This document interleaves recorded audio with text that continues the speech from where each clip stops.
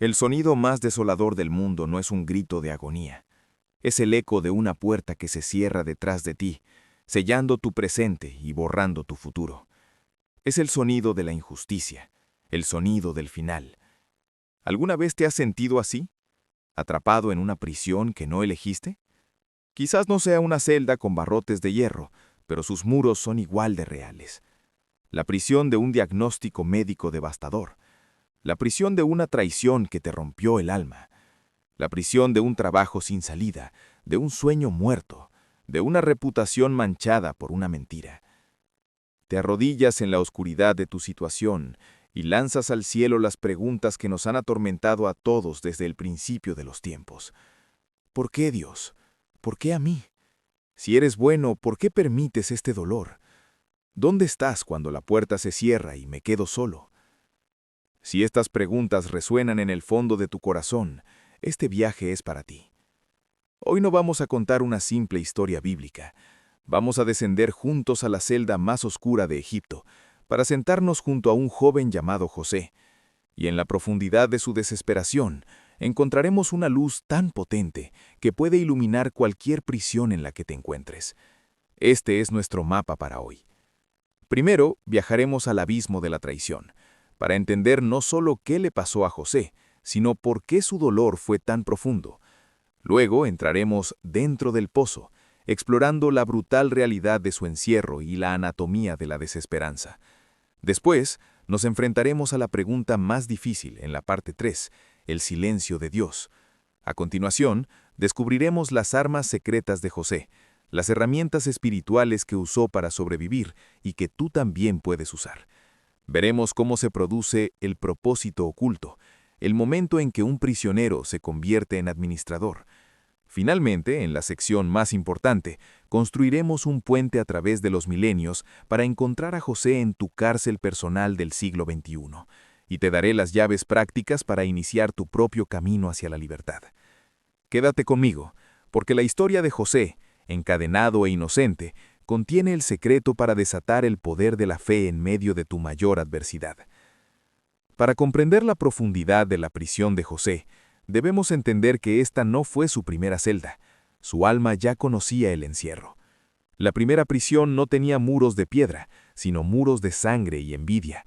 Fue arrojado a un pozo por sus propios hermanos, aquellos que compartieron el pan en su mesa. La traición familiar es un veneno lento, una herida que nunca cicatriza del todo. Vendido como esclavo, despojado de su identidad, de su túnica de colores que simbolizaba el amor de su padre, José es llevado a una tierra extraña, Egipto. Una superpotencia mundial, un lugar de maravillas arquitectónicas y profundas creencias paganas. Para un joven hebreo era como aterrizar en otro planeta. Pero aquí ocurre algo extraordinario. Génesis 39, versículo 2, nos da la clave de todo. Mas Jehová estaba con José, y fue varón próspero. En medio de su esclavitud, José no se convierte en una víctima, se convierte en un administrador. Su integridad, su excelencia y la bendición de Dios son tan evidentes que Potifar, un alto oficial del faraón, le entrega todo lo que tiene. José está reconstruyendo su vida. Ladrillo a ladrillo, está construyendo un nuevo futuro sobre las ruinas de la traición de su familia. Por primera vez en años, quizás, siente una brisa de esperanza. El sol vuelve a brillar, y es entonces cuando el martillo de la injusticia golpea por segunda vez con una fuerza aún más devastadora. Una acusación falsa, una mentira calculada, nacida del despecho y el orgullo herido. Pensemos en esto. La primera vez fue traicionado por la envidia. Esta vez es traicionado por su propia virtud. Es castigado no por hacer el mal, sino precisamente por hacer el bien, por honrar a Dios y a su amo. Esta es una crisis de fe de un calibre completamente diferente. Es fácil entender el castigo por el pecado, pero ¿cómo procesas la condena por la justicia? Potifar, atrapado entre la ley, el honor y la palabra de su esposa, no tiene más opción que encerrarlo. Y así, la segunda puerta se cierra. Esta vez, la puerta de la cárcel del rey. Esta es la herida sobre la herida. No es solo un hombre inocente en la cárcel, es un hombre que ha sido traicionado 2 veces por las personas en las que debería haber podido confiar. Y es en este abismo, en esta oscuridad doble, donde nuestra verdadera historia comienza, porque lo que sucede a continuación desafía toda lógica humana, y lo que está por revelarse podría cambiar la forma en que ves tus propias pruebas para siempre. Olvidemos las imágenes idealizadas de las escuelas dominicales. La cárcel del rey no era una celda privada con 3 comidas al día. Los registros históricos y arqueológicos nos pintan un cuadro aterrador. Los calabozos egipcios, a menudo subterráneos, eran conocidos como la casa de la oscuridad o el lugar del olvido. Eran pozos de miseria humana. La oscuridad era casi total, el aire viciado por el hedor de los cuerpos sin lavar y los desechos. La comida era escasa y de la peor calidad. La violencia entre los prisioneros era una constante. Era un lugar diseñado no solo para contener el cuerpo, sino para aplastar el espíritu. Un lugar donde la esperanza iba a morir. Aquí, en este pozo, José tiene entre 17 y 28 años. Sus mejores años. La década de la fuerza, de los sueños, de construir una familia, se le es arrebatada. Día tras día, semana tras semana, mes tras mes, año tras año. El mismo muro de piedra, la misma oscuridad, el mismo silencio. Es aquí donde José se enfrenta a la batalla más grande de su vida. No es una batalla contra los guardias o los otros prisioneros. Es la batalla interna, la batalla contra los 3 grandes destructores de la fe: el resentimiento, la duda y la desesperación. Imagina los pensamientos que debieron asaltar su mente en la quietud de la noche. ¿Por qué mis hermanos me odiaron tanto? ¿Por qué la esposa de Potifar me hizo esto? ¿Por qué Potifar no me creyó? Y la pregunta más peligrosa de todas: Dios, ¿dónde están esos sueños que me diste? ¿Eran solo una fantasía juvenil? ¿Me has abandonado aquí para que me pudra? Esto, teólogos como San Juan de la Cruz lo llamarían la noche oscura del alma. Un período de prueba espiritual donde la presencia de Dios se siente distante, ausente, donde las oraciones parecen golpear un techo de bronce. No es la ausencia de fe, sino una fe que está siendo probada por fuego. Y aquí es donde encontramos un detalle fascinante, una palabra clave. La Biblia dice que fue puesto en la prisión donde estaban los presos del rey. Esta no era una cárcel común, era para ofensas contra el Estado, contra el faraón mismo. Esto significa que era de máxima seguridad, pero también que estaba en el radar del poder central. Un detalle aparentemente insignificante, pero que, como veremos, es una pieza crucial en el plan maestro de Dios. La pregunta que debemos hacernos es: ¿cómo sobrevivió José a esta presión psicológica aplastante? ¿Cómo no se convirtió en un hombre amargado y cínico? La respuesta yace en un conjunto de principios, de armas espirituales que forjó en la oscuridad. Y la primera de ellas es la más desafiante de todas. La pregunta fundamental de todo sufrimiento es: ¿por qué un Dios bueno permite el mal y la injusticia? Durante siglos, los teólogos han luchado con este misterio, el problema de la teodicea. Y la historia de José no nos da una respuesta simple, sino una perspectiva radicalmente diferente. Dios no nos promete una vida sin pruebas, nos promete su presencia en las pruebas. La historia de José nos muestra que el propósito de Dios a menudo se desarrolla no a pesar de nuestras crisis, sino a través de ellas. Imagina que la vida es un tapiz gigante que Dios está tejiendo. Desde nuestra perspectiva, aquí abajo en la tierra, solo vemos el reverso. Vemos hilos negros de dolor, nudos de confusión, colores que no combinan. Vemos la traición, la mentira, la prisión. Parece un caos sin sentido, un error. Cuestionamos la habilidad del tejedor.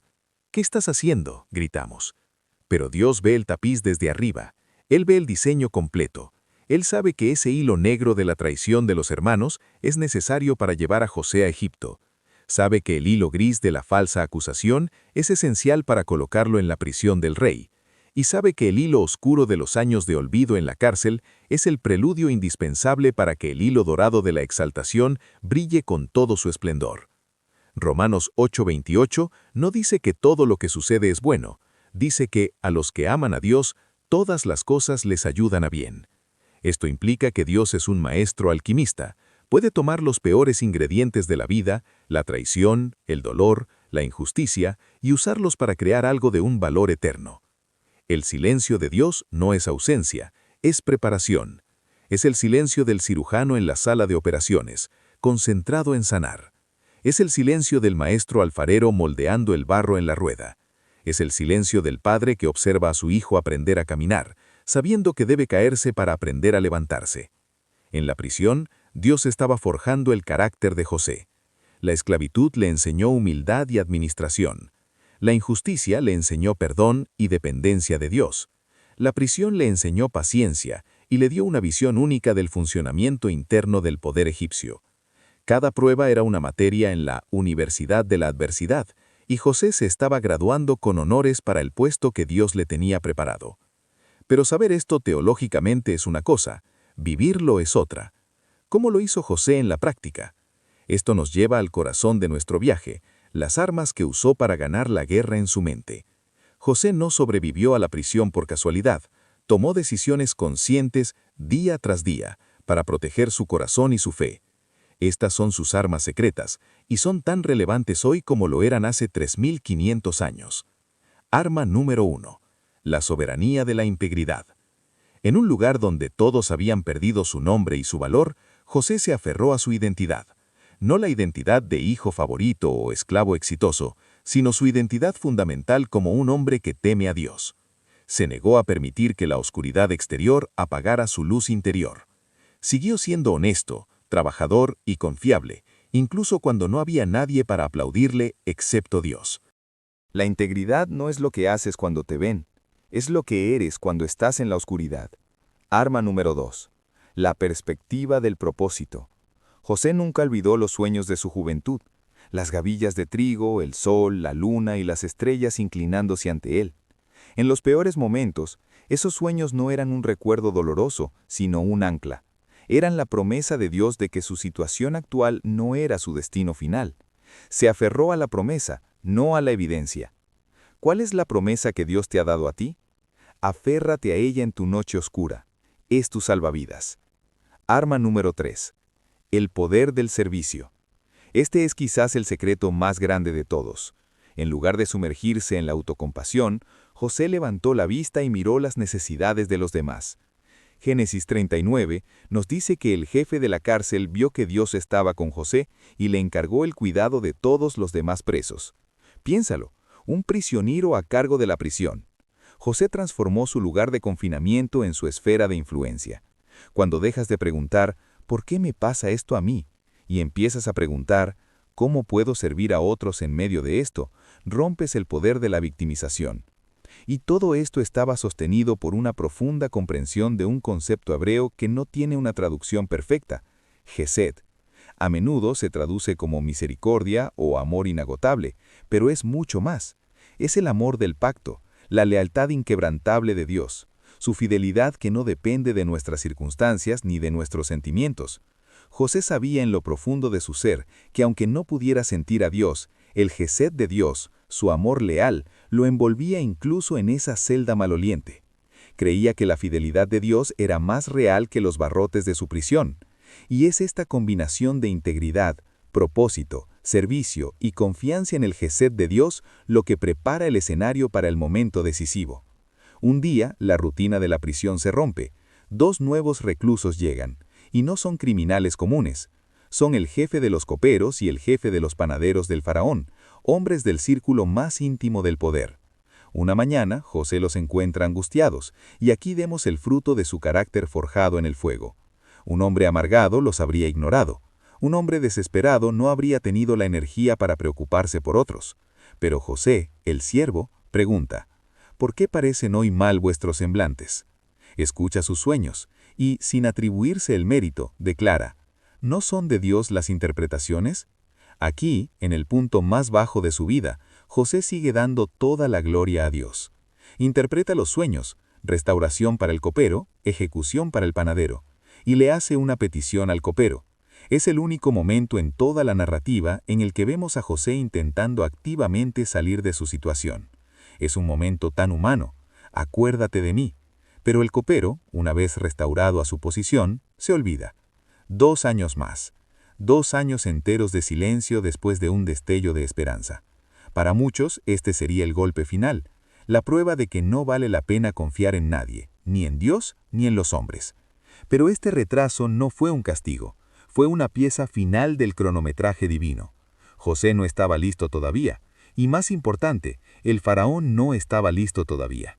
Dios estaba esperando el momento preciso, la crisis nacional, los sueños del faraón sobre la hambruna, que solo José podría resolver.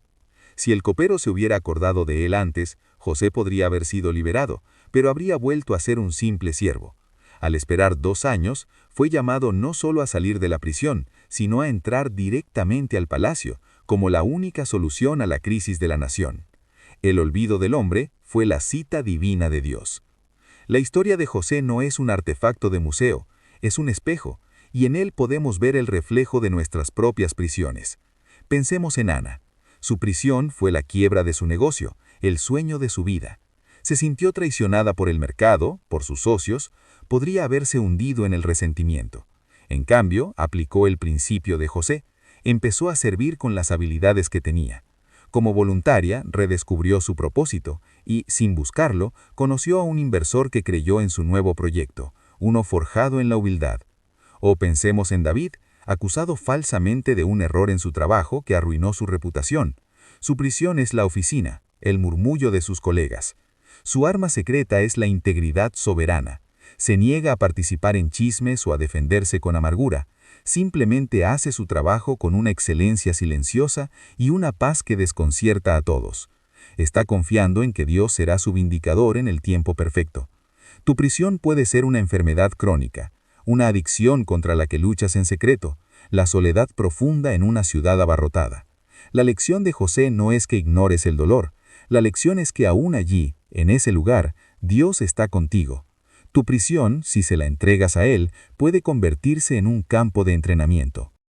El lugar donde Dios forja en ti un carácter de acero, una compasión más profunda y una fe inquebrantable. No esperes a que la puerta se abra para empezar a vivir. Empieza a servir donde estás. Empieza a administrar tu pequeña celda. Usa tus dones para bendecir a otros prisioneros a tu alrededor. Porque a menudo, la llave que abre nuestra propia puerta se encuentra al ayudar a otro a encontrar la suya. La historia de la prisión de José nos enseña la verdad más profunda de la fe. Dios no desperdicia el dolor. Cada lágrima, cada año de espera, cada oración susurrada en la oscuridad fue una semilla. Lo que el enemigo planeó para destruir a José, Dios lo usó para prepararlo. La prisión no fue una interrupción de su destino, fue el camino hacia él. Las preguntas que nos hicimos al principio. ¿Por qué Dios permite la injusticia? Porque Él es capaz de redimirla para un propósito mayor que ni siquiera podemos imaginar. ¿Dónde está Él en nuestro sufrimiento? Está con nosotros en el pozo, forjando nuestro carácter, sosteniéndonos con su gesed, su amor inagotable, esperando el momento perfecto para convertir nuestra prueba en un testimonio. La verdadera libertad no es la ausencia de muros, sino la presencia de propósito dentro de ellos. José fue más libre en la prisión, sirviendo a Dios, que muchos hombres que caminan bajo el sol, esclavos de su amargura y su resentimiento. Si te llevas una sola cosa de nuestro tiempo juntos hoy, que sea esta. Tu prisión no es tu destino final, es tu campo de entrenamiento sagrado. Unámonos en una oración. Amado Padre, en medio de nuestras pruebas, recuérdanos la historia de José. Que tu propósito prevalezca en nuestras vidas, aún en la oscuridad, y que nuestra fe en ti nunca flaquee. Amén. Si esta historia ha tocado una fibra en tu corazón, si te sientes en tu propia prisión en este momento, quiero que sepas que no estás solo. Comparte en los comentarios una palabra, esperanza, como una declaración de fe de que Dios está obrando incluso cuando no puedes verlo. Leemos cada comentario y oramos por esta comunidad. Suscríbete y activa la campana, porque este viaje no ha terminado. La puerta de la celda finalmente se ha abierto. Pero ¿qué sucede cuando un prisionero olvidado se encuentra cara a cara con el poder absoluto? ¿Puede un sueño cambiar el destino de un imperio? En nuestro próximo episodio de Una gota de inspiración, de la cárcel al trono, el plan maestro de Dios revelado. No te lo puedes perder.